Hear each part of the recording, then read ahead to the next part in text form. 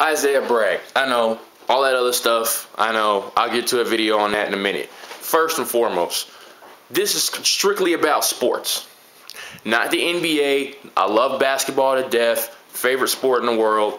But we need to address something else, and it needs to be just handled now.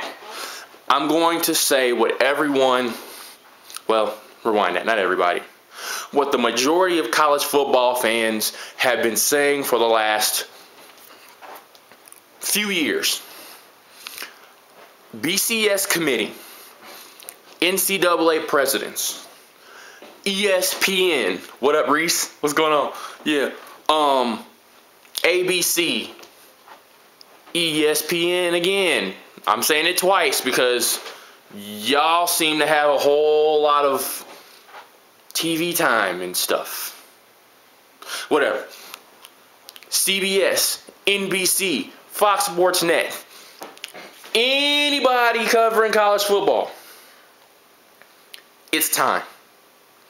It's time. Get a playoff going. Shout out to Alabama and LSU. Y'all had great seasons. You all are going to play for the national championship. Well deserved. Shout out to Oklahoma State and Stanford. 3 and 4 seeds. Nothing wrong with that. Great seasons nonetheless. Congrats to everyone that's going to play for a bowl game. Congrats. Great season. Good luck with your bowl games. But it's time. Okay? No more screwing us over, coming up with any and every reason to avoid it.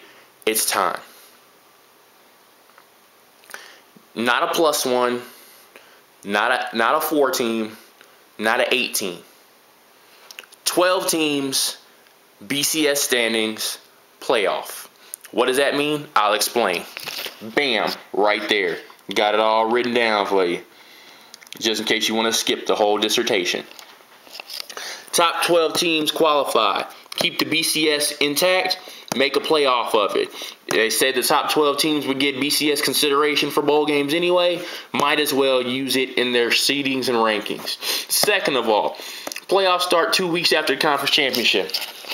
Couple reasons for that. One, it gives the players a week off to rest, chill, get that hammy messed up, get that straightened out. Arm, elbow, hand, foot, eyeball. Eyeball, yes, eyeball. You never know. You could have got popped in a game and it just twitches out of nowhere. Who knows? There you go. Get all that straightened out, fixed. Get as many healthy players healthy as you need to.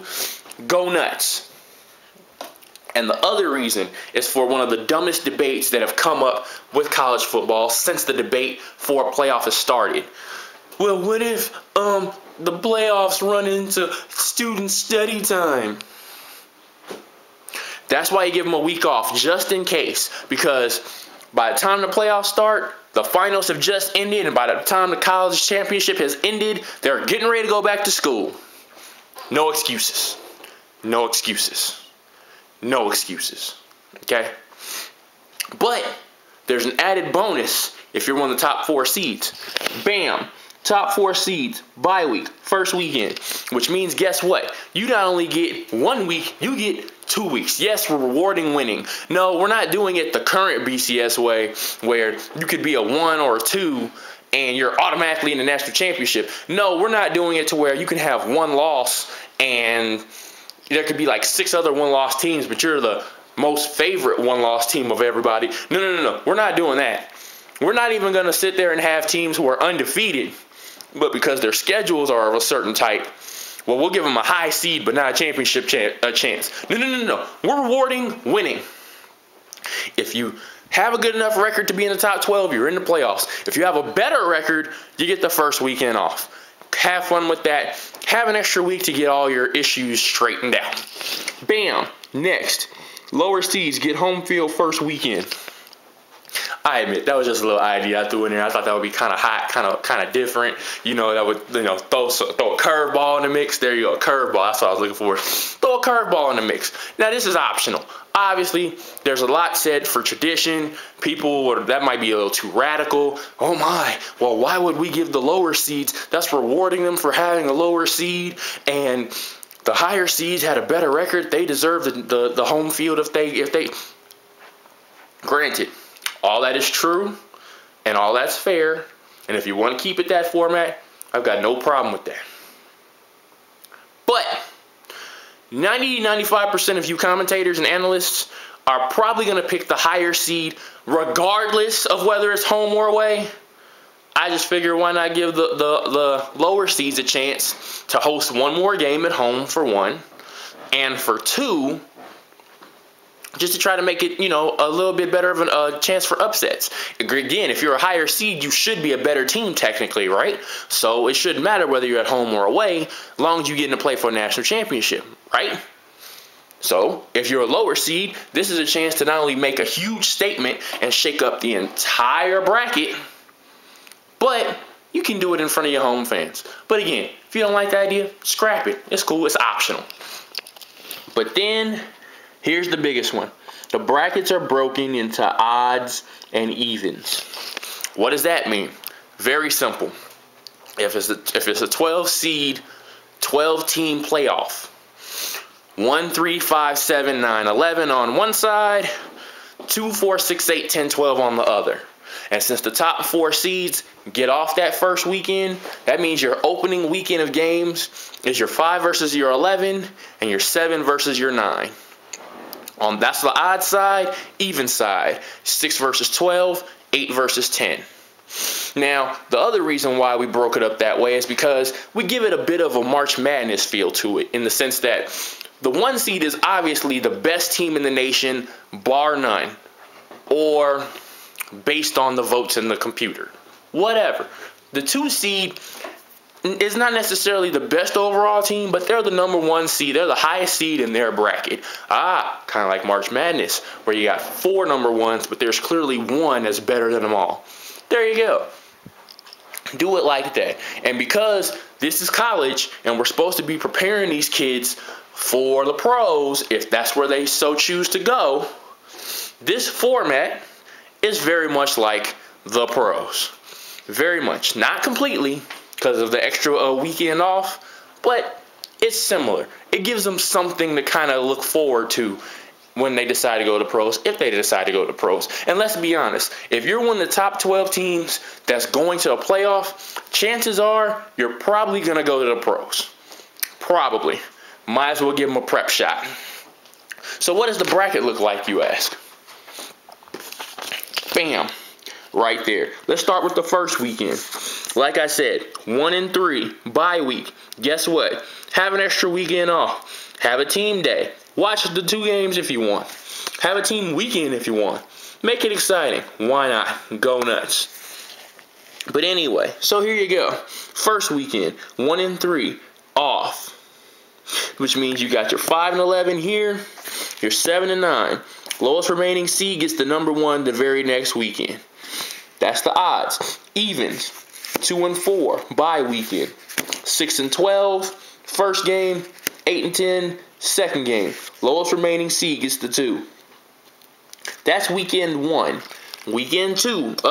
What up, number 1 and number 3? How was your weekend off? We don't care. Get on the field. Number 1, 1 and 7.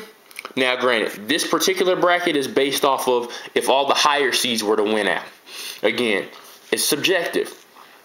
Throw in some other seeds in there because there will be some upsets at some point. But for this bracket, 1 and 7, that's the lowest remaining seed, they play. 3 and 5, they play. Odds, even side now. 2 and 8, 4 and 6. Again, based on if all the higher seeds went out, here you go. You got your 1 and your 3. This is the third weekend right here. Third weekend, 1 and 3. Kind of similar to the conference championship in the NFL. 2 and 4. Bam. Right there. There you go. Third weekend. And again, if higher seeds went out, national championship game. Woo! Number 1, number 2. And then that leads to, oh my God, a true national champion. One. Not no AP champ and no BCS champ. Not no coaches champ and no BCS champ. Not no you're a champion in my eyes champ and the real champ. No. One champion. Simple and plain. Get it done. It's not that hard. And here's a bonus question that everyone asks. Well, what do we do with all the bowl games and all the bowl sites? To everyone who works for the BCS and to everyone that's a president of an NCAA school, we don't care. You've got 50 million bowl games. 50 million. We don't care. Granted, I say that with a little bit of false to that. Because let's be honest, the programs care. Obviously, the fans care. You get one last chance to end your season on top with a win, and it's good for recruiting. But in the words of a famous former coach, you play to win the game. And in long-term standards, you play for a national championship. You have 50 gamillion bowl games, and not one of them matters because it's only going to be one national championship and only 2 teams playing for it right now. Meaning, every game leading up to the national championship is good for pride. That's about it. That's about it. That's about it. Get it done. If you still want to have your bowl games in the middle of the week to give teams who didn't make the playoffs an opportunity to sit there, like I said, win a game in the season on a high note, give your fans something to look forward to next year, do something good for recruiting, cool. But save the weekend for the teams that are playing for a national championship. Get it done. Debate it, discuss it some more, but let's get it done. Isaiah Bragg, Oklahoma City by way of San Diego. If anyone else comes up with an idea like this, they clearly stole it from me. And, yeah, y'all be cool.